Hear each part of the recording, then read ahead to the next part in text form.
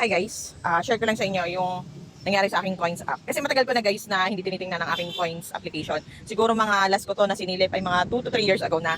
So kanina lang may na-remind ako regarding sa coins kasi nakita ko sa content na ni Sis Domalin na may nabanggit siya doon na regarding sa coins app. So alam niyo ba guys, 2 years or 3 years ago, nag-iwan lang ako ng pondo dito na around 1,000. Nilagay ko siya sa Bitcoin. Ayan guys, nilagay ko siya sa Bitcoin. So, bali pala guys, kunting background lang dito sa aking coins app. Ito yung ginagamit ko before. Bago pa nauso ang GCash, ito na yung ginagamit ko na mobile app sa paglo-load. Ayan, so, yun yung parang pinaka-main purpose niya sa akin before. Sa loading, ito yung pinaka-ginagamit ko. Tapos, nung sumikat na si GCash, saka si Maya, yun na yung ginamit ko. So, ngayon, nag-iwan lang ako ng 1,000, nag-cash in ako ng 1,000 sa aking Bitcoin, guys. And then ngayon, surprisingly, guys, pag-check ko, after, yun nga, 2 to 3 years, I think, ayan guys, yung 1,000 ko ay naging 2,412 na. Ayan guys, diba? Tumubo siya. Kasi dito sa Bitcoin, pwedeng tumaas or bumaba yung value niya. And then, etong Ethereum guys, hindi ko alam to actually, Bitcoin lang ang alam ko dyan. Pero ang nilagay ko na pondo dyan ay 200. So ngayon ay bumaba siya. Okay? So hindi ko alam guys kung kung baka na-tsempohan ko lang ngayon na mataas yung Bitcoin. Kaya meron akong 2,412 na dating 1,000 lang to. So ngayon guys, ang gagawin natin ay i-convert natin yung aking Bitcoin. So, actually nangangapa pa lang din ako guys kung paano ko ba ito gagawin. Ayan, transfer. Hindi. Siguro ay aking iba-buy and sell siya. Ayan, sell Bitcoin for Philippine Peso. So, ang dati kasi na nakalagay dyan guys, ay convert. So, ngayon ang nakalagay ay sell. So, ayan, i-convert na natin siya sa Philippine Peso. So, ito, ang Bitcoin ko na available, ayan, 0.00599709. So, I want to receive 2,000. Okay, so i-receive na. Yung 400 guys, ay i-ano ko lang, ano lang natin guys, ay iwan natin na pondo. Okay, so yung 2,000 na ang kunin natin. Para ayan. Please confirm. Ayan, confirm sale.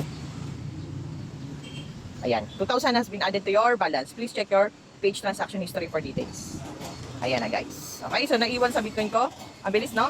So, parang bumaba siya konti. Kasi kanina, in-expect ko na mga 400 siya. So, may naiwan pa tayong 377 sa Bitcoin. So, ang Philippine Peso ko ngayon ay 2017. Ayan. So, anong gagawin natin guys? Pwede natin itong i-cash out. Okay, pakita ko lang sa inyo kung paano. So, lagay na natin sa aking GCash. Okay, para din. Pwede pang Lazada. Pwede rin BPI. Meron din akong BPI. Pero pinakamadali ay aking ita-transfer sa GCash. Ayan. So, ang i-transfer natin, maximum 2017. Up. Ay, may bayad pala na 10 pesos. So, 2,007 ang aking ita-transfer. Okay, kasi may bayad siya na InstaPay 10 pesos. Okay? Ayan. So, recipient name ay aking sarili. Okay, GCash number natin.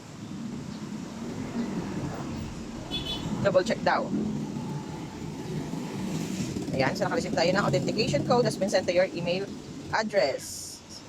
Okay, ayan. Authentication code sa email. Tingnan natin, verified. Yadan! At ayan na nga guys, successful na. 2017 to GCash. Actually guys, 2007 lang. O, diba?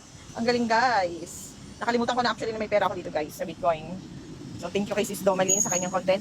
Naalala ko nga pala na may pondo ako dito sa GCash na tinanim. So, ayan guys, may natira tayong pondo na 377. Tingnan natin, siguro after 1 month, tingnan natin kung baka nag-increase ba to. Pwede natin kunin from time to time, okay? So, yun lang muna guys for today's video. Wait, check na natin kung dumating ba talaga sa GCash ko. Check muna natin guys. Kung dumating nga ba talaga sa GCash ko. Okay, tingnan natin. Ayan na nga, cash in from dcpaycoins.ph. Ayan guys, ang galing-galing. Meron tayong pang merienda na naman. Yan lang muna guys. Thank you for watching.